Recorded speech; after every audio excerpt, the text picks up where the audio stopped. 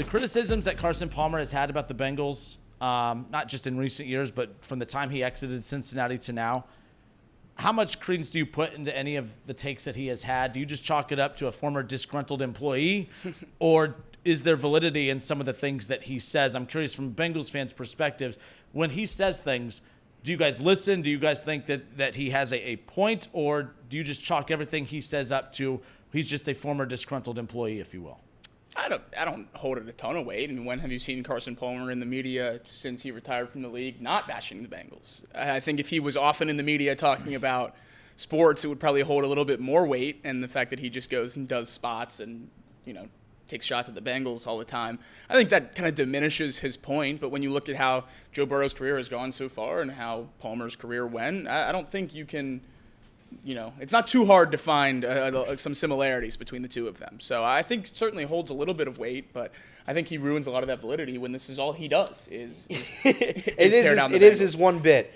Carson Palmer is a quitter. He quit on the Bengals. He quit on his team. He quit on his teammates. And for that, he loses a lot of my respect. Saying that, you can't say he's completely wrong. You can't.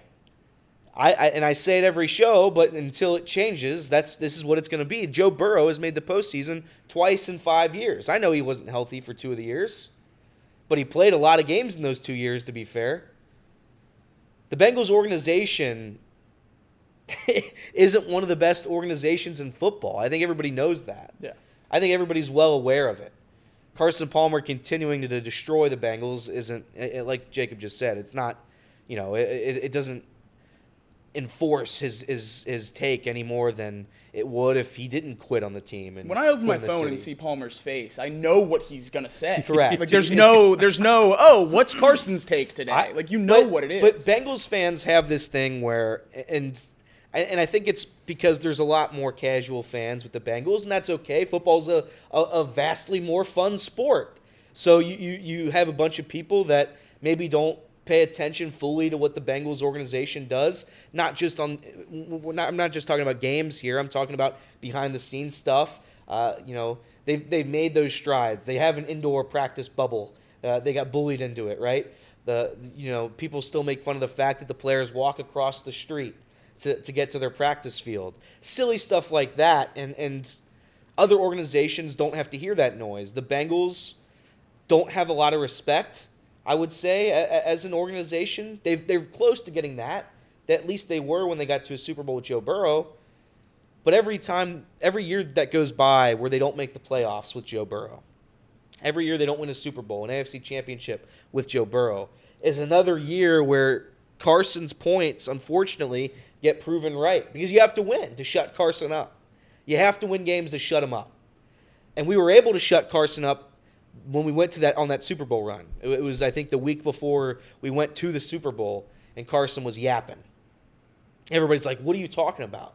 I think he was saying, Joe Burrow should want to leave. Joe Burrow shouldn't want to be a Cincinnati Bengal after he wins this Super Bowl. And it's like, Carson, not everybody wants to quit like you guy. I mean, we're not all quitters. But at the same time, it's okay to be aware that the Bengals organization isn't very good historically, and as of lately, it's still. I mean, you have a ton of issues defensively, and not one time was it addressed. The trade deadline, you needed some help defensively, and your move was a guy who's had 4 handoffs, who's taken the ball 4 times, *5, but fumbled it, and the fumble was to Joe Burrow. The Bengals organization knows what's going on here, and they haven't addressed any of it. So from that perspective, from that angle, I sit here and I'm like, yeah, maybe Carson was right on a couple things. But I also think Carson's a quitter, and his opinion on the Bengals shouldn't be viewed the same as somebody else's who doesn't openly and drastically hate the organization as much as he does. I mean, the most media Palmer's ever done in his life until this stretch is right before the draft when he was saying Burrow should demand to not go to Cincinnati and go to Miami and switch spots with Tua. So, yeah, I don't. Carson could host a podcast. It's called the Bengals Suck Podcast. He would host it once a week. Once a week? What? He'd run out of stuff. Well, you're right. Once a month You think him and I could have a good podcast? Yeah, I think Carson Palmer. I think him and I would be great tag team partners. He should go Monday, Wednesday, Friday, and the title of the podcast is "How I Demanded a Trade and Almost Retired from the Bengals," and he just tells the story 3 times a week. Yeah, that's what he does on the Herd anyway. Yeah, it's called Unlistenable with him and Skip Bayless on the Herd. Oh, speaking of a co-host for Palmer. Yeah. Him and Shannon Sharp could do a killer. They could. How much the Bengals suck, Joe Burrow's fault podcast. Yeah, dude, like Shannon Sharp, that even I sit back and I'm like, damn, Shannon, like it's a little much. He took That's a coming big from time me. victory laugh on Sunday after the fumble. He tweeted at Dan Orlovsky, "Oh, this isn't Joe's fault." It's like, all right, come on, guy. The thing that's always not interesting, but like Carson Palmer, any media outlet that has him on, they're not bringing him on to talk Bengals about, man, the Bengals looked good last week. Carson Palmer, your thoughts? Go look at the times that he's on. Now, I'm glad you brought up that the year they went to the Super Bowl, because you're right. You know, you win, you get to a Super Bowl, you shut him up. No, it didn't. Like it's he used that platform to go on there and do what he does and to say what he does. But at the time when he first left Cincinnati, I think a lot of his reasons, I actually, a lot of people agreed with his reasons. I do believe when he left at the time, he was technically standing up for his teammates, saying, hey, like, what are we doing here? We're all trying to compete at the highest level, and the biggest competition that we have each week is not our opponent, but it's the organization. I give a lot of what he has to say a lot of credibility early on, but let it go, dude, because it's this many moons later. You've played for multiple organizations since then, and yet you just keep going back to that one to talk about that one. And it's like that's the only reason he keeps his clout alive is by just continuing to do hits like this. So he makes this. Oh, what you No, got? Reed made a good point in the chat. Why is he mad? We did what he asked. Yeah. He demanded a trade and said he'd retire. We traded him. I don't blame Carson Why Palmer. is he upset? I don't blame Carson Palmer for hating the Bengals. Because I do think when Oh, he and was, I'm not. I don't when want he you was guys the to think I'm quarterback of defending the- him. I'm not. I'm when- just saying early on I agreed with No. it. Now I'm like, let it go, dude. It's been a while. When he was the quarterback of the Bengals, the organization was a joke, and that's a fact. That's more than documented. It always rubs me the wrong way when guys quit on their teammates and their city, like he did. But I understand it then. Now Jacob's right, Reed's right. What do you have to gain? What do you have to gain from still holding that grudge? I guess I'm the biggest. you got a high school coaching job from it, maybe. It's true. I'm the biggest grudge guy in the world. If you wrong me, I'm gonna remember it for the rest of my life. Well, you write it down. Maybe. you write it down. There's a list. No, there's no list. Am I on that list? There's no list. Well, you'd know if you were on that list. No, there's Sometimes no I list. wonder. There's no list. My point being that it's more than fair for Carson Palmer to hate the Bengals back then. To keep continuing to hate them makes no sense to me, but whatever. If Carson wants to make that his life's mission, then he can feel free to do so. Everybody's able to do what they want now. Get on TikTok and just bash on the Bengals for 1 minute. I think this whole thing would be viewed a lot differently if he was more successful in Cincinnati. And obviously then that situation probably wouldn't have happened, so then this doesn't even exist. But, had he not hurt his knee and went on a playoff run and things along those lines and been more successful in Cincinnati, I think there wouldn't be as much hate from Bengals fans to him, because obviously you look now, and he's not a top 3 quarterback in Bengals franchise history. Burrow's already passed him, and Ken Anderson, Boomer Esiason. So the fact that a guy who's just kind of another quarterback in the lineage of the Bengals, especially the fact that he was the number 1 overall pick, was supposed to be the prodigal son for the franchise, and it didn't really work out, and then now he just bashes us 24/7. I think that rubs Bengals fans the wrong way too, especially fans that are a little bit older than Elliott and I, who probably felt very similar to the way we did the night we drafted Joe Burrow when they drafted Carson Palmer. And to see that guy that was supposed to save your franchise now hate on it so publicly for the last however many years, that does have to be tough. So Carson Palmer made a recent stop on the Herd with Colin Cowherd. And, of course, again, Carson Palmer, he understands the assignment. So does Colin Cowherd. There's a reason that Carson Palmer is on the show. It's not to, hey, let's bring some positive takes about why the Bengals should be excited about being in the playoff hunt. It's, no, if it bleeds, it leads. Let's talk about some drama. And that's what Carson Palmer's role is on these shows. Here's what Carson Palmer had to say on the Herd with Colin Cowherd regarding some of the concerns he has about Joe Burrow and the Cincinnati Bengals. Take a listen. The 2 quarterbacks who I think are all-time talents, but they didn't get the great landing out of college, are you and Joe Burrow.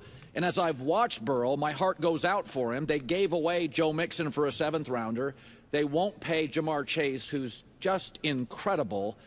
And this is not to take a shot at Cincinnati, but you got into a situation there where you said, guys, enough is enough, and you're a loyal guy. Do you see, when you watch Burrow, do you see a little bit of that where you're like, boy, that kid is, your heart goes out a little bit for him? Well, it's not what I see, from a skill standpoint or production on the field, because production on the field is second to none. I just see a frustration on his face, and that's what concerns me. It looks to be building. It looks to be waning and weighing on him. So that, I think the thing that jumps out at me is you can see the frustration on his face. It's tough to put up the numbers he's put up, to score the points they've put up, and be in the situation they're in, which is on the outside looking in. Their playoff shot this year, unfortunately, looks to be slim to none, and you got to start thinking about next year. But I'm starting to see some frustration grow on Joe's face, and that's concerning.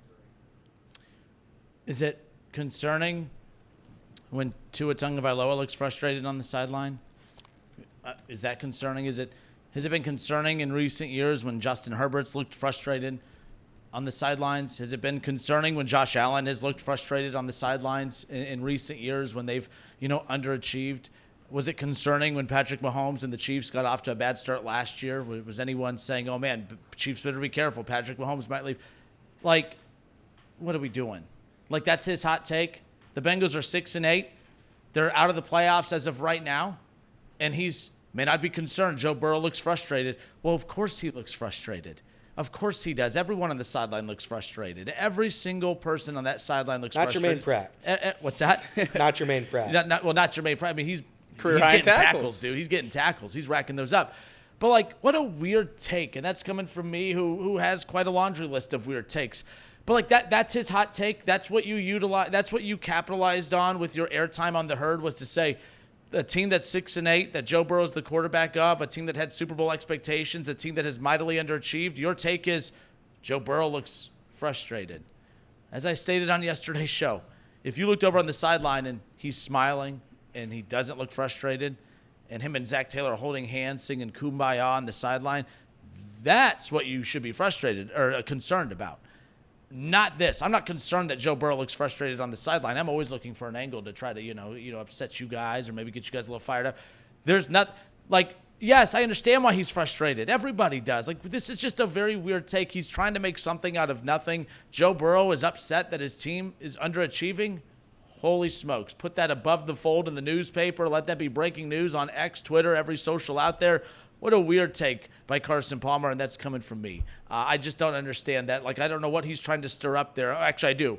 Oh, man, I'm a little concerned. He looks frustrated. He's not frustrated because they're losing. He's frustrated because he doesn't want to be in Cincinnati. That's what I feel like he's insinuating. Am I wrong? Yesterday you said that Burrow was being frustrated was an issue for Zach Taylor, right? Yes. That was the take.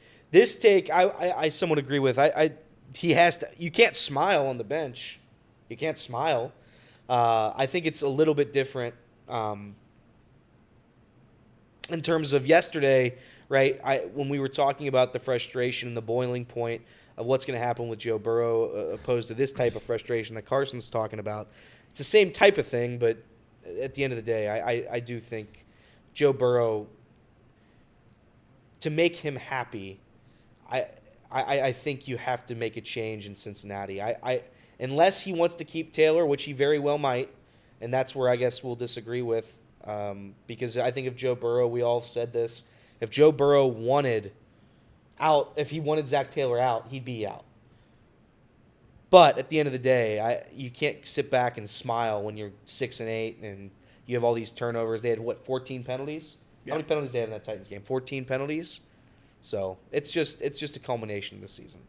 Yeah, I certainly don't think Burrow's frustration is at the organizational level, I guess I could say. I think his frustration at this point is the fact that they are 6-8. And we saw the John Boy breakdown that told us what he was saying in that argument with Taylor, and that's what one of the options that I think he gave, the one that I think he said was, we're 6-8. Basically, what is there to be happy about? And I think that's a very reasonable reaction to have on the sideline. I think that organizational disdain and hate for being here as a whole, where Carson inevitably got to at the end of his time here, I think that comes with year and year year after year of the same kind of thing. If you roll out next year with a healthy Joe Burrow and you have the same kind of problems, I think that's when some of that, I don't want to be here type of thing can set in. But I don't think that happens in 1 year. And I think some of this pushing to the front office on how to deal with T. Higgins and how to deal with the offseason, I think he's going to have a lot of conversations with them in the offseason about how to attack this roster, and it's going to be pretty dependent on that for how he feels moving forward in Cincinnati.